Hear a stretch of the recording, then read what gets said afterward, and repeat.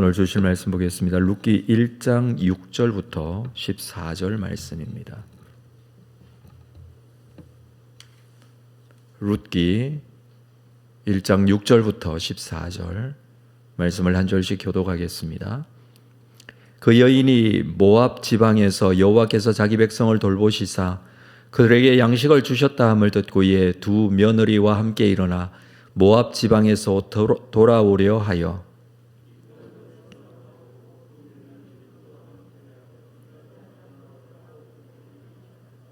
나오미가 두 며느리에게 이르되 너희는 각기 너희 어머니의 집으로 돌아가라. 너희가 죽은 자들과 나를 선대한 것 같이 여호와께서 너희를 선대하시기를 원하며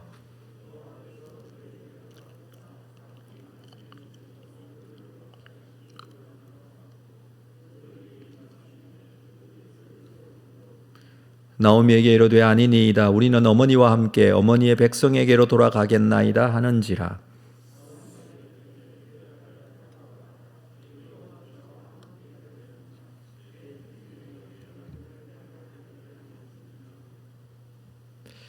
내 딸들아 되돌아가라. 나는 늙었으니 남편을 두지 못할지라. 가령 내가 소망이 있다고 말한다든지 오늘 밤에 남편을 두어 아들들을 낳는다 하더라도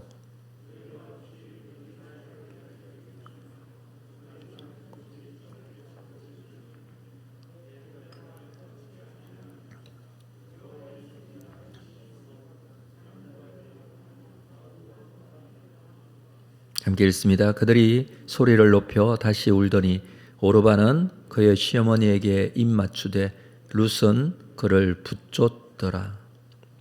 아멘. 룻기의 제일 첫 부분에 나오는 엘리멜렉의 이야기 우리가 어제 함께 나누었는데 엘리멜렉이라는 사람이 베들레헴에서 모압으로 가서 살게 되었다라고 했었습니다. 그러나 이 엘리멜렉이 죽고 또 같이 갔던 두 아들도 죽게 됩니다. 이제 그 남은 사람은 그의 아내 나오미였습니다. 그래서 자연스럽게 룻기의 이야기는 엘리멜렉에서 나오미로 넘어가게 되죠. 나오미는 남편도 죽고 두 아들도 죽고 혼자 남겨집니다. 정확하게 말하면 두 아들의 두 며느리를 합하여서 3명의 과부만 남겨졌습니다. 여기서 나오미는 중요한 결정을 해야 할 그런 상황이 되었습니다. 6절에 보면 그때에 그 여인이 모압 지방에서 여호와께서 자기 백성을 돌보시사 그들에게 양식을 주셨다 함을 듣고 나오미는 모압에서 이 이스라엘의 소식을 듣게 됩니다. 그 소식은 여호와께서 그들에게 양식을 주셨다는 소식이었습니다. 다시 말해서 이스라엘이 살만해졌다라는 것이죠. 흉년으로 인해서 이스라엘을 떠난 모압에 와서 살았는데 남편도 죽고 두 아들도 죽고 참으로 암담한 상황에서 이 이스라엘의 이야기를 듣게 된 것입니다. 그래서 이에 두 며느리와 함께 일어나 모압 지방에서 돌아오려 합니다. 여호와께서 자기 백성을 돌보아 주셨다라고 표현하고 있는데 나오미는 자신에게도 그 은혜의 한 자락을 얻을 수 있지 않을까 하는 기대감, 그런 생각이 든 것 같습니다. 그들에게 양식을 주셨다. 이제 흉년이 끝나고 먹을 것이 있는 그런 상황이 된 것이죠. 모든 상황에서 수동적으로만 여겨졌던 나오미가 이 생각이 들자 이제 능동적으로 고향으로 돌아가려고 일어납니다. 7절에 보면 있던 곳에서 나오고 두 며느리도 그와 함께하여 유다 땅으로 돌아오려고 길을 가다가 이 자기가 살던 모압에서 나와서 유다로 돌아가려고 길을 떠난 것입니다. 근데 여기에 두 며느리도 함께 합니다. 모든 것을 잃고 아무것도 할 수 없었던 나오미는 하나님의 은혜의 부스러기라도 얻을 생각으로 고향을 향해 길을 나선 것입니다. 베들레헴에서 모압으로 간 이유는 그들이 살 길이 없어 흉년으로 인하여 너무나 힘들어서 모압으로 갔는데 모압에서 동일한 상황이 또 일어난 것이죠. 먹는 문제가 아니라 이제 가족의 문제가 가장 큰 문제였습니다. 모든 가족이 다 죽고 홀로 남겨진 나오미는 다시 이 살만해진 유다 땅으로 돌아오려고 하는 것이죠. 그런데 두 며느리도 여기에 함께하고 있다는 것입니다. 이 며느리들은 모압에서 얻은 며느리여서 모압 사람들이죠. 그래서 나오미는 8절에 보면 두 며느리에게 이렇게 말합니다. 각기 너희 어머니의 집으로 돌아가라. 너희가 죽은 자들과 나를 선대한 것 같이 여호와께서 너희를 선대하시기를 원한다라고 합니다. 어머니의 집으로 돌아가라. 친정집으로 돌아가라는 의미이죠.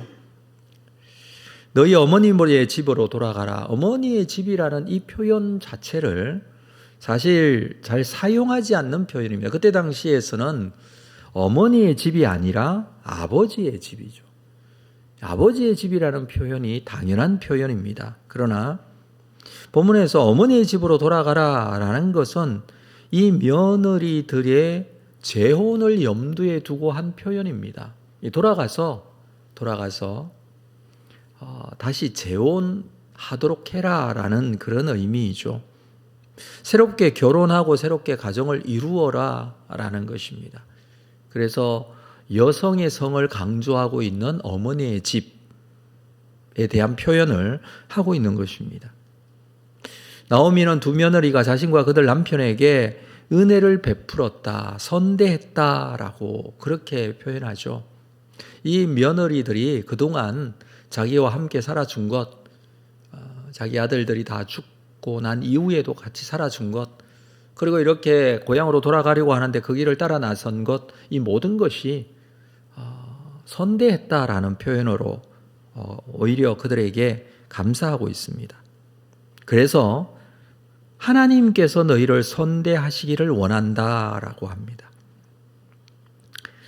그들에게 새롭게 결혼을 하고 새롭게 가정을 이루어라라고 하면서 그것이 하나님께서 너희를 선대하기를 원한다라는 표현으로 그렇게 표현을 하고 있죠.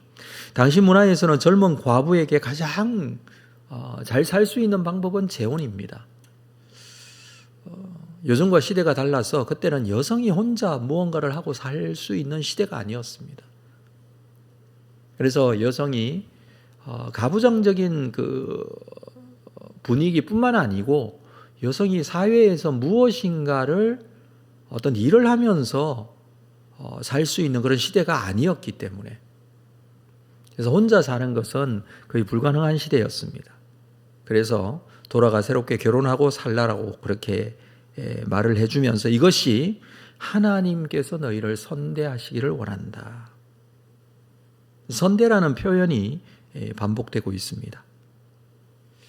선대, 이게 히브리어로는 헤세드라는 이 단어인데, 인애, 선대 또는 사랑, 자비 뭐 이렇게 번역이 되기도 합니다만은 하나님의 선대입니다. 하나님의 은혜, 하나님께서 은혜 베푸시기를, 하나님께서 자비를 베풀어 주시기를 원하고 있는 것이죠.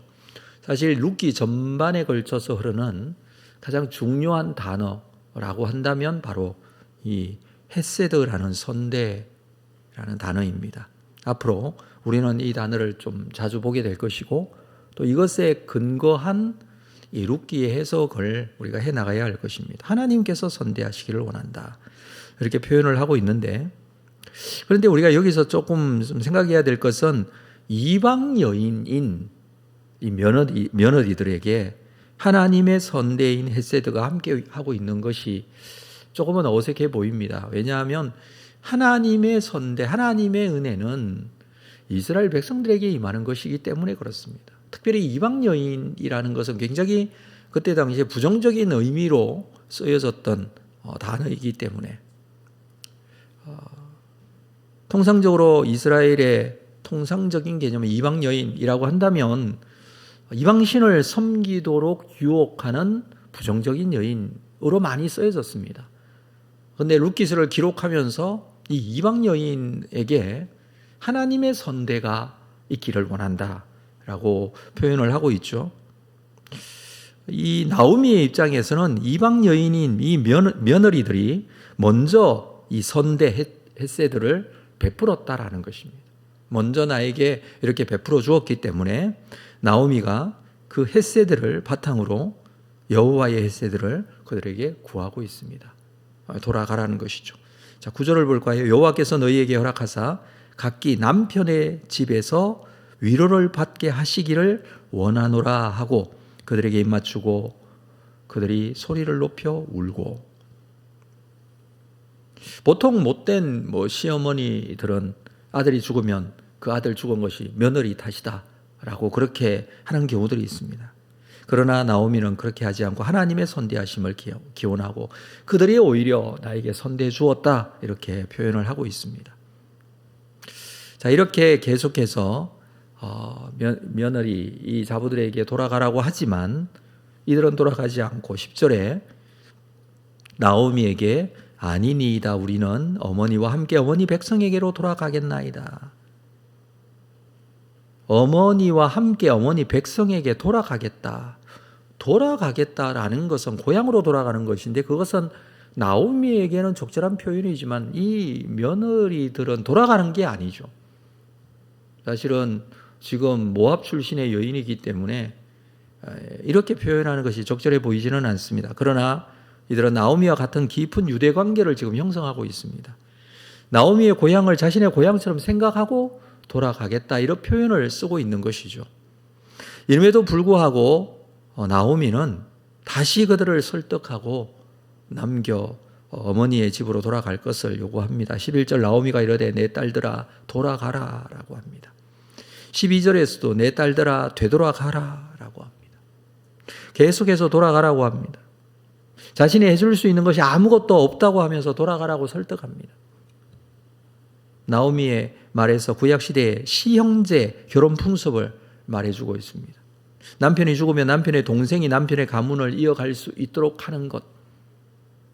그래서 지금 나에게 아들이 없으니 너희들에게 가문을 이어갈 수 있는 그런 가능성은 전혀 없다. 그래서 나에게 무슨 소망이 있는 것이 아니니 돌아가라는 것이죠. 13절을 보면 너희가 어찌 그들이 자라기를 기다리겠으며 어찌 남편 없이 지내겠다고 결심하겠느냐. 내 딸들아 그렇지 아니하니라. 여호와의 손이 나를 치셨으므로 나는 너희로 말미암아 더욱 마음이 아프도다. 여호와께서 나를 치셨다라는 표현을 여기서 처음 하고 있습니다. 자신이 지금까지 하나님을 의지하지 않고 먹고 살기 위해 여호와의 기업을 버리고 이방 땅으로 도망했다는 것, 그것이 하나님 앞에 잘못된 일이었다라는 이 표현으로 여호와께서 나를 치셨다라고 하는 것이죠. 자신의 잘못을 이렇게 인정합니다. 물론 혼자 한 일이 아니고 사실 그때 당시의 상황을 본다면 남편이 결정한 일이 아닐까 그렇게 여겨집니다. 가부장적인 사회 속에서 남편이 결정했고 그것을 따랐고 또 그 결정에 함께 이 모압 땅으로 왔던 나오미. 그는 여호와께서 나를 치셨다라는 표현으로 이 모든 것이 하나님 앞에 잘못된 결정이었고 잘못한 행동이었다. 이제 와서 이렇게 고백을 하고 있습니다.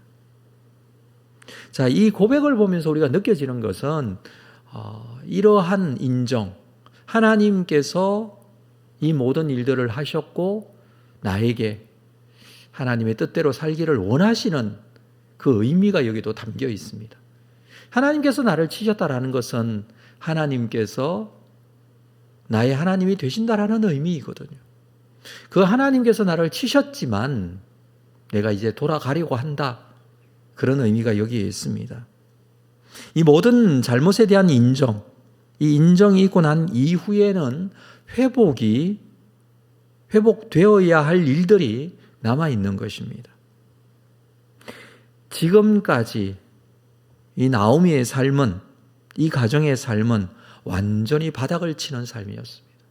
그렇지만 이제 다시 회복되어져야 합니다. 자, 14절 그들이 소리를 높여 다시 울더니 오르바는 그의 시어머니에게 입맞추되, 이건 이별하는 것이죠. 돌아가는 것입니다. 자기의 친정으로 돌아가려고 시어머니에게 입맞추고 룻은 그를 붙쫓았더라. 룻은 돌아가지 않습니다. 가정 형편이나 그때의 상황이, 룻의 개인적인 상황이 어떠했는지, 돌아갈 집이 없는지, 돌아가고 싶지 않았는지 모르겠지만 일단 룻은 나오미를 붙쫓아 계속해서 시어머니를 따라갑니다. 나오미의 말에 순종한 오르바, 그리고 나오미의 말에 불순종하고 나오미를 따르는 룻. 나오미는 며느리들에게 하나님께서 선대하시도록 빌며 떠나기를 종용했지만 룻은 오히려 나오미를 따라 나서는 이 모습, 붙쫓는 이 모습은 이후의 일을 우리에게 기대하게 합니다. 도대체 이 집안에 나오미와 룻에게 어떤 일이 일어날까? 그것을 기대하게 하죠. 당시의 민족의 구분은 생각 이상으로 더 크고 분명했습니다. 다른 민족에게 가서 사는 것 쉽지 않았습니다. 그래서 사실 이 나오미의 가정이 모압으로 간 것은 굉장히 충격적인 일이기도 했고 참 여러 가지로 복잡한 일이 될 수 있는 그런 상황입니다. 왜냐하면 이 민족 간에 믿는 종교가 다르고 온 민족은 그 한 종교를 믿기 때문입니다. 그 신을 믿는 것이 포함되기 때문입니다. 그래서 모압으로 가서 산다라는 것은 하나님을 믿지 않고 모압이 섬기는 그 우상을 섬기겠다라는 의미가 포함되어 있기 때문에 그랬습니다. 그래서 민족적인 구분은 생각 이상으로 굉장히 뚜렷했고 또 굉장히 크고 분명했습니다. 그렇기 때문에 돌아오는 과정에서 룻이 어머니를 따라 이스라엘로 오겠다라는 것도 굉장히 충격적인 사건입니다. 당연히 그곳에 남고 자기 집으로 돌아가는 것이 당연하지만 룻은 나오미를 붙쫓아 함께하고 있습니다. 이 사건은 절망만 있는 곳에 이제 희망의 씨앗이 움트고 있다는 것을 우리에게 보여주는 것이죠. 고향으로 돌아온다라는 것입니다. 그런데 나오미 혼자 오는 것이 아니라 룻도 함께하고 있습니다. 아무리 어려워도 회복될 수 있는 것은 하나님께서 함께 하실 때 회복이 되는 것이죠. 이 하나님에 대한 인정이 나오미에게 있었고 하나님께서 자기를 지금까지 이렇게 어렵게 하셨다라는 것은 하나님께서 앞으로 나를 회복시키실 것이다 라는 것을 함께 포함하고 있는 것입니다. 사실 이것은 하나님께서 기다리신 것입니다. 그리고 바닥에서 일으켜 주실 것입니다. 산소망을 가지고 다시 일어설 수 있는 가능성이 보여주고 있습니다. 우리는 이 후의 본문에서 하나님을 기대하게 됩니다.